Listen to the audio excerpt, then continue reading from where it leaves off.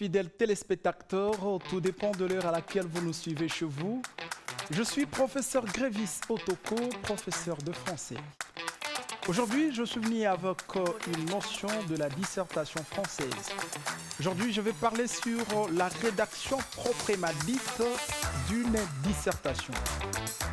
Je parle sur la rédaction d'une dissertation et précisément, avant de parler, je voudrais dire que je vais aujourd'hui parler de l'introduction d'un sujet.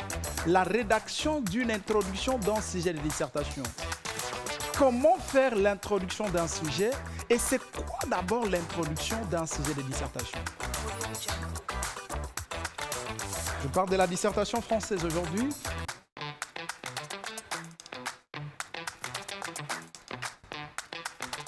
Dissertation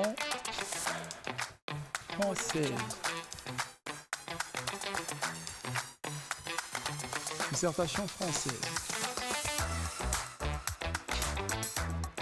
La rédaction proprement dite. La rédaction.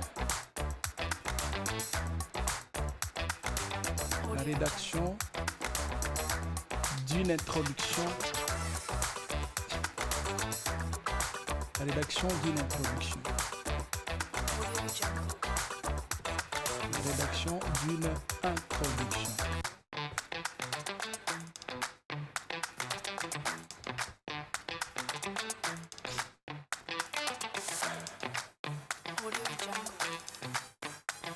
La rédaction d'une introduction. Ok. C'est ce que nous voulons parler aujourd'hui. Chers élèves, suivez-moi très bien. Suivez-moi attentivement parce qu'il s'agit de la rédaction proprement dite. La rédaction proprement dite vient après les notions théoriques que vous avez apprises. Entre autres, l'étude de la compréhension du sujet, la découverte des types de travail, la recherche des idées, la recherche spatio-temporelle, la recherche dans le temps et dans l'espace, l'organisation des idées. Toutes ces étapes que je viens de citer là, ce sont les étapes préparatoires d'une dissertation proprement dite. Et alors maintenant, je suis à la rédaction proprement dite de la dissertation et vous connaissez très bien que la dissertation a trois grandes parties. L'introduction, le développement et la conclusion. Alors aujourd'hui, je vais vous enseigner comment faire une introduction d'un sujet de dissertation. Et c'est quoi d'abord l'introduction d'un sujet de dissertation? Vous devez comprendre que l'introduction, introduire un sujet de dissertation, introduire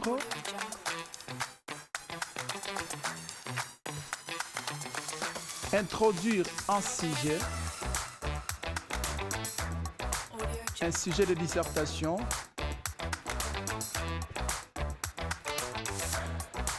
introduire un sujet de dissertation, c'est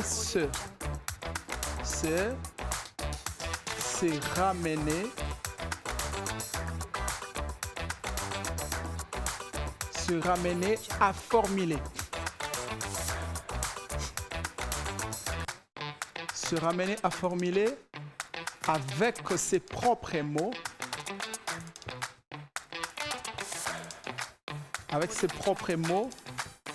l'essentiel du sujet de dissertation. L'essentiel du sujet à traiter.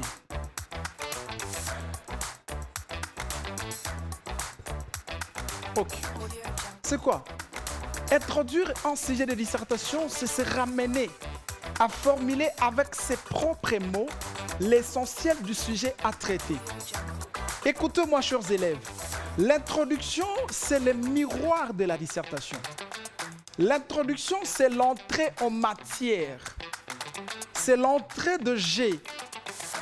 Alors, comme l'introduction, c'est le miroir même de la dissertation, elle doit être faite dans un style clair, limpide et simple.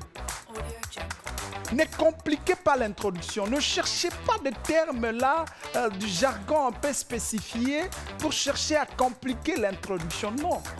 L'introduction dans le sujet de dissertation doit être faite dans un style clair, simple et limpide. Vous comprenez les adjectifs que j'ai utilisés là-bas?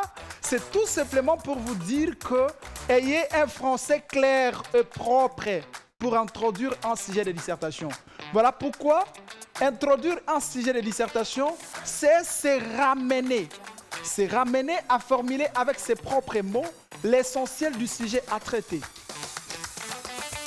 Donc, toutefois, introduire un sujet de dissertation ou encore c'est trouver une formule explicative ou encore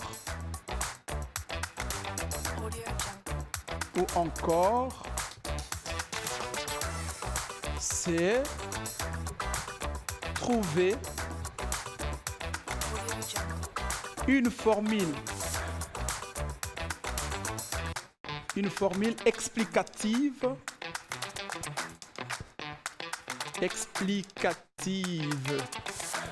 une formule explicative claire, une formule explicative claire et fidèle. Fidèle à la pensée de l'auteur. À la pensée de l'auteur.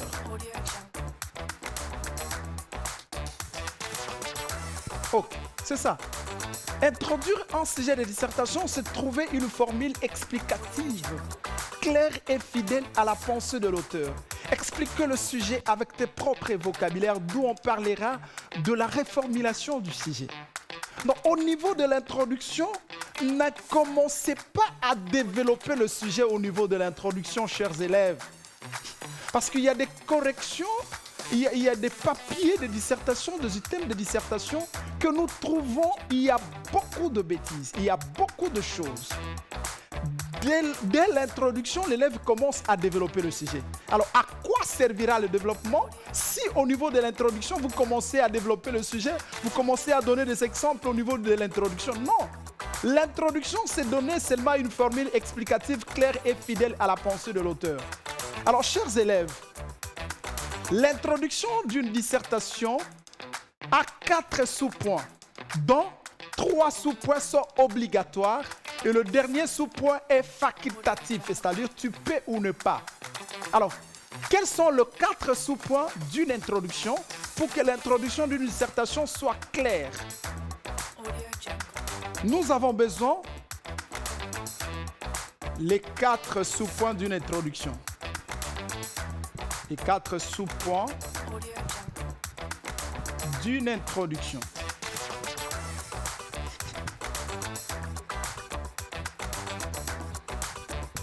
Quels sont les 4 sous-points d'une introduction? Le premier sous-point, c'est le préambule. Le préambule. Deuxième sous-point, c'est la reformulation du sujet. La reformulation.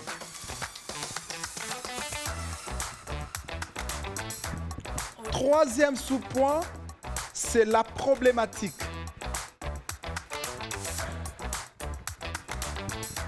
La problématique.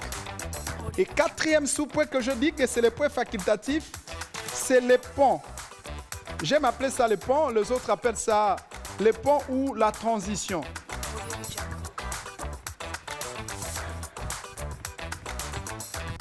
Les ponts ou la transition. Ça, ce sont les 4 sous-points d'une introduction. Et comprenez-moi, les 4 sous-points ici, nous ne voulons pas les trouver en détail dans une introduction. C'est-à-dire dans votre item et dans votre papier de dissertation, dans le papier propre. Ici, je ne parle pas du papier brouillon. Je parle de papier propre. Là, vous voulez rédiger votre introduction. Nous ne voulons pas voir ces éléments ici, préambule, reformulation, problématique et les ponts. Non, ces éléments seront introduits par un style français clair, capable de distinguer scrupuleusement ces 4 sous-points de l'introduction. Donc l'élève, en écrivant, tâchera de distinguer scrupuleusement ces 4 sous-points. Et tout de suite là, je donne une introduction d'un sujet de dissertation et vous allez devoir comprendre comment je dois les distinguer sans toutefois écrire que ici c'est préambule, ici c'est la réformulation, ici c'est la transition. Non. Alors, qu'est-ce que signifie le préambule? Dans le préambule ici, l'élève doit chercher à ressortir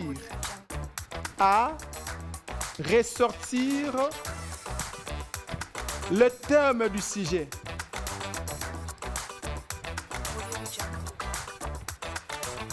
Dans le préambule, l'objectif pour chaque correcteur, pour chaque professeur, c'est de voir est-ce que l'élève a reconnu le thème de ce sujet ici.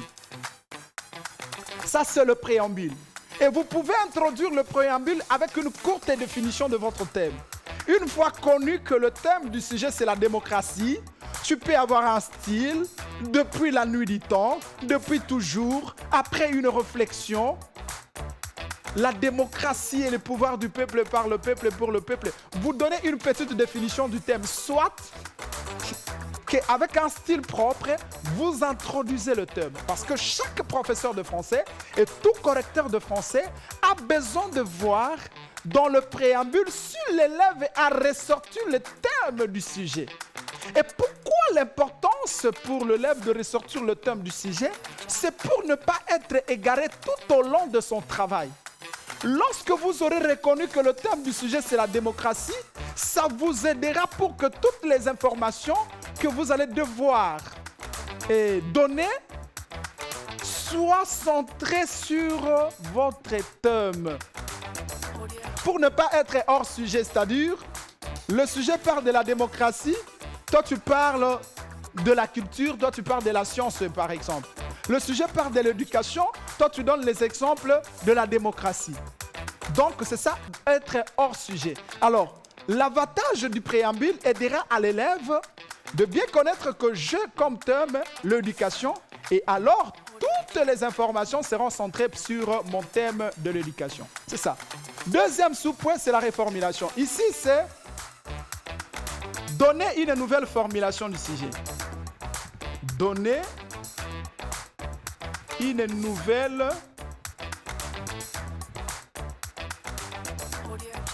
formulation. Donner une nouvelle formulation du sujet. Donner une nouvelle formulation du sujet ici. La réformulation du sujet, c'est là où l'élève explique avec ses propres vocabulaires le sujet donné par l'auteur. Avec le synonyme, avec une citation qui dit la même chose que le sujet. Au niveau de la réformulation, l'élève explique le sujet avec ses propres vocabulaires. Vous expliquez le sujet tel que nous avions fait.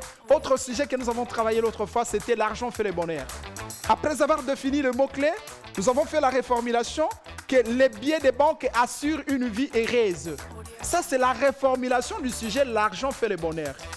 Donc, le billet des banques assure une vie heureuse, c'est la réformulation du sujet l'argent fait le bonheur.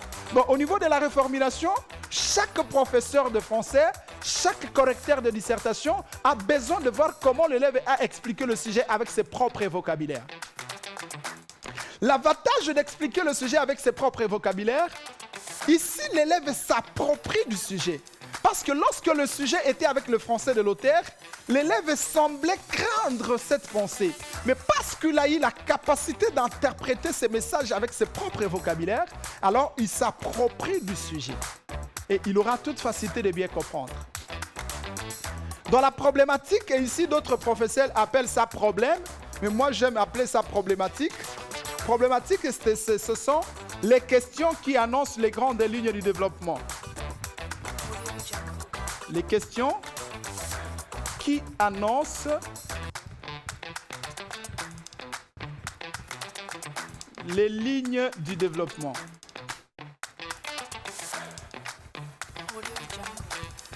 Les questions qui annoncent les lignes de développement. Ok, ça c'est la problématique. La problématique, les autres professeurs appellent ça la division du travail. Oui, je ne les condamne pas d'appeler ça la division du travail parce que C'est celle la question que l'élève va devoir poser ici dans la problématique qui divisera le paragraphe du développement. Alors, la problématique, ce sont les questions qui annoncent les grandes lignes du développement. L'élève, le sujet donné par l'auteur, c'est l'argent fait le bonheur. L'élève doit poser des questions. Est-il vrai que l'argent fait le bonheur? Cela en est-il été ainsi dans le passé? Vous comprenez? Et comment, pourquoi l'argent fait le bonheur? Lorsque vous posez de telles questions, ce sont les questions que vous allez répondre dans le développement et d'une manière stéréotypée, c'est-à-dire ne pas commencer au développement par dire ça c'est la réponse numéro 1. Non, avec les arguments, avec les exemples, avec les idées, vous répondez à la première question de votre problématique. Je crois ici, suivez-nous, ne zappez pas, nous allons devoir vous montrer comment faire une meilleure dissertation. Parce que je fais membre des correcteurs de dissertation. Je suis correcteur de dissertation il y a de cela 5 ans. Alors, regardez ici. Dans la problématique, l'élève pose 2 ou 3 questions s'il s'agit d'une discussion, parce que la discussion a besoin de la thèse, l'antithèse et l'antithèse. Là, dans une discussion, vous pouvez poser 3 questions. Une question pour la thèse, une question pour l'antithèse et une question pour la synthèse. Mais si c'est un sujet expliqué, commenté, développé et autres, vous pouvez vous limiter à 2 questions. 2 ou 3 questions ou une question. Là, c'est la problématique. Les ponts ici ou la transition, ce ne sont juste que des formules pour montrer à notre correcteur que l'introduction a pris fait et nous voulons commencer le développement. Je vous donne oralement certaines phrases transitives. Si tu as posé des questions dans la problématique, tu peux dire « Telles sont les questions que nous tenterons de répondre dans les lignes suivantes. » Ou soit « La problématique évoquée si haut retiendra toute notre attention au long de ce travail. » Ou soit « Nous tenterons par des arguments de trouver la justesse de cette affirmation. » Soit la suite en dit long. Ce sont certaines phrases transitives capables de montrer à un débutant peut-être que voilà la fin de l'introduction et nous voulons commencer le développement. J'espère que vous avez compris. Dans le préambule, l'élève cherche à ressortir le thème du sujet. Et comment ressortir le thème du sujet? On peut ressortir le thème du sujet en se posant une question telle que de quoi parle-t-on dans ce sujet? Lorsque vous posez la question de quoi parle-t-on dans ce sujet, la réponse à cette question vous indiquera le thème. Et l'avantage de sortir le thème du sujet, c'est pour ne pas être égaré. C'est pour que toutes les informations que vous allez devoir donner soient centrées sur le thème pour ne pas être hors sujet. La reformulation, vous expliquez le sujet avec vos propres vocabulaires. La problématique, vous posez le sujet sous forme d'un problème. Vous posez certaines questions que vous allez répondre au développement. Et dans le pont, ce sont les phrases transitives. Telles sont les questions qui retiendront toute notre attention au long de ce travail. Nous tenterons par des arguments de prouver la justesse de cette affirmation. Et la suite nous en dit long. Donc, ce sont certaines phrases transitives. Je passe directement à rédiger l'introduction d'un sujet de dissertation. Je ne vais pas seulement me limiter au niveau de la théorie. Je vais rapidement rédiger une introduction d'un sujet de dissertation et vous allez voir comment je vais devoir expliquer. Nous avons un sujet de dissertation que nous voulons prendre. Je vais prendre un sujet d'un énoncé complexe. Un énoncé complexe, c'est un sujet de dissertation où on a cité plusieurs données et que vous ne serez pas obligé de définir les mots-clés dans un tel genre de sujet, mais vous chercherez à décrypter, vous chercherez à saisir le grand des articulations de la phrase de manière à saisir le sens global. Nous avons un sujet de dissertation ici, on peut prendre quel sujet ici? Prenons par exemple, on ne devient pas vieux, on ne devient pas vieux pour avoir vécu un certain nombre d'années,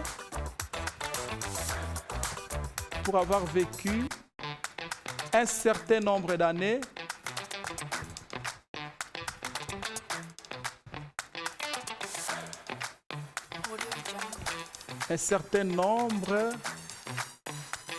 d'années, on devient vieux. On devient vieux parce qu'on a déserté son idéal. Parce qu'on a déserté son idéal.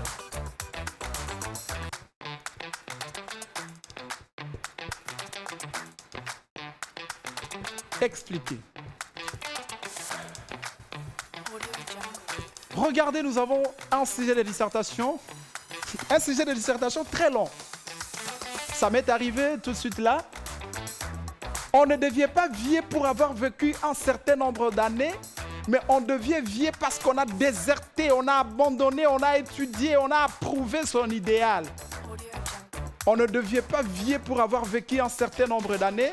On devient vieux parce qu'on a déserté son idéal. Je pense que, ce n'est pas je pense, c'est la pensée de Marc et Arthur. Oui, ce Marc et Arthur qui a parlé, expliquez cette pensée de Marc et Arthur. Marc et Arthur. Ok. Ce Marc et Arthur qui a dit ça, il dit on ne devient pas vieux pour avoir vécu un certain nombre d'années, mais on devient vieux après avoir déserté son idéal. La vieillesse dont l'auteur nous parle ici, ce n'est pas la vieillesse du fait que le corps est consumé sous le poids des années vécues. Non, la vieillesse dont l'auteur nous parle ici, c'est la vieillesse mentale, la vieillesse spirituelle. Lorsque notre esprit broie du noir, lorsque notre esprit n'est plus enthousiasmé, lorsque notre esprit ne prend plus goût au jeu de la vie, nous avons vieilli malgré notre jeune âge, malgré notre vigueur physique. La vieillesse dont l'auteur nous parle ici, c'est la vieillesse spirituelle, la vieillesse mentale. Vous trouverez un vieux papa de 90 ans à qui sa tête fonctionne. Il sort de bons idéaux et que ça s'est approuvé, étudié par la nation, par sa communauté.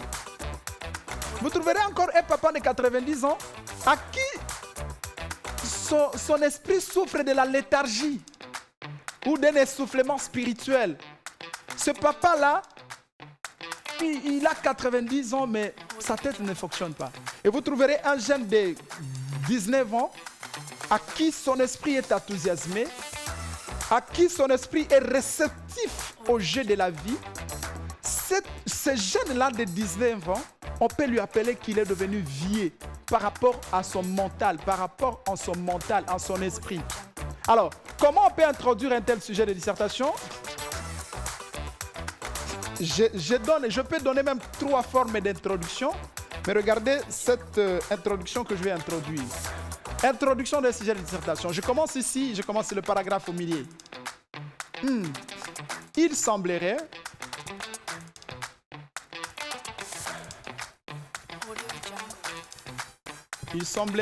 que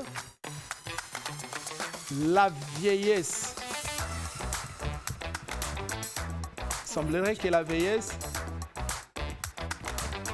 ne soit pas cette période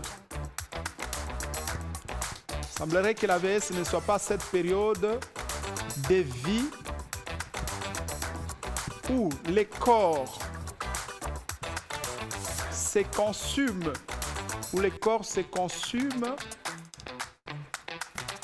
sous le poids.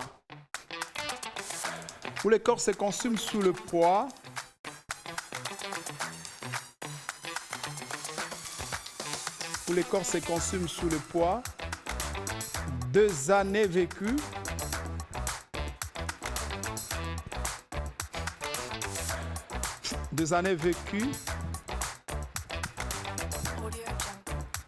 dans le corps humain.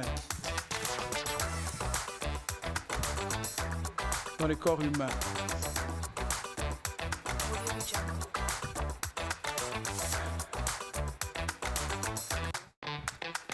Ok. Je commence maintenant. Regardez comment je fais mon préambule.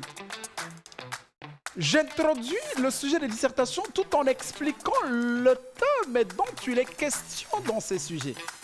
Je vous ai dit dans le préambule, chaque professeur de français ou chaque correcteur a besoin de voir comment l'élève a compris le thème du sujet, comment l'élève a ressorti le thème du sujet. Alors moi, je commence mon introduction en disant, il semblerait que la vieillesse ne soit pas cette période de vie où le corps se consume sous le poids des années vécues dans le corps humain. Mais c'est quoi?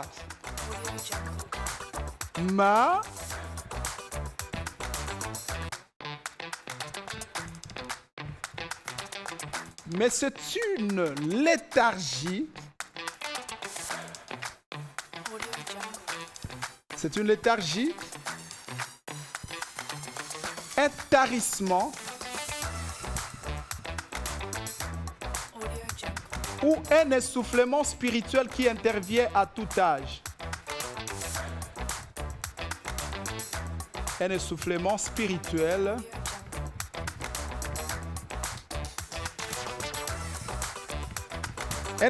spirituel qui intervient à tout âge.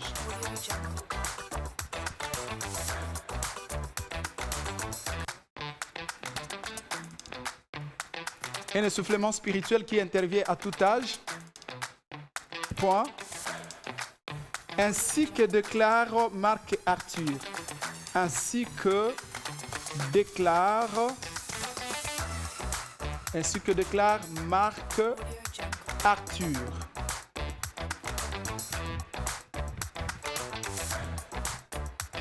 Ok. J'ai commencé avec le préambule, c'est-à-dire j'ai expliqué les thèmes dont il est question dans ces sujets ici. Je voudrais interpeller au correcteur que la vieillesse dont il est question ici, ce n'est pas la vieillesse qui intervient lorsque le corps humain a connu plusieurs années sur cette terre. Mais la vieillesse dont l'auteur nous parle ici, c'est une léthargie. La léthargie, c'est un profond sommet de l'esprit. C'est un tarissement. Lorsque l'esprit a tari, c'est-à-dire l'esprit n'a plus vraiment de vitamines pour pouvoir réfléchir. Lorsque notre esprit broie du noir, lorsque notre esprit n'est plus réceptif au jeu de la vie, c'est un essoufflement spirituel qui intervient à tout âge. Dans la vieillesse dont l'auteur nous parle ici, c'est la vieillesse spirituelle. Maintenant, je pose maintenant le problématique. Comment peut-on vieillir? Je pose maintenant la problématique.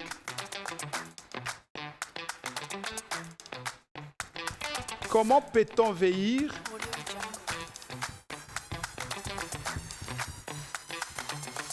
Comment peut-on vieillir pendant qu'on a encore une peau bien ferme? Pendant qu'on a encore une peau bien ferme. Ok. Parce que l'auteur nous dit qu'on peut vieillir même pendant qu'on a 19 ans, lorsque notre esprit n'est plus réceptif au jeu de la vie, lorsque notre esprit broie du noir, lorsqu'on n'a plus la capacité de réfléchir, lorsque nous souffrons de la léthargie, on peut vieillir même si on a encore la vigueur physique. Alors nous posons notre question dans la problématique. Comment peut-on vieillir pendant qu'on a encore une peau bien ferme? Autre question. Ou bien, peut-on rester jeune? Peut-on rester jeune tout en ayant... Peut-on rester jeune tout en ayant des rides sur sa peau?